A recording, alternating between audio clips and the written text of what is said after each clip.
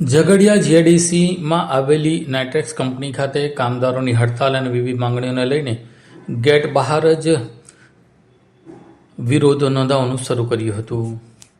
ઝઘડિયા તાલુકામાં અવારનવાર કામદારો પોતાની વિવિધ માંગણીઓને લઈને હડતાલ પર ઉતરતા હોય છે. ઘણી વખત કંપની સત્તાધીશો દ્વારા કામદારની માંગણીઓને યોગ્ય નિરાકરણ ન આવતા કામદારોને આ પ્રકારના પગલાં લેવા પડે છે. આજ રોજ નાઇટ્રેક્સ કંપનીમાં કોન્ટ્રાક્ટ આધારિત તેમજ કાયમી કામદારો દ્વારા કંપનીના ગેટ બહાર વિરોધ પ્રદર્શન કરવામાં આવ્યું હતું.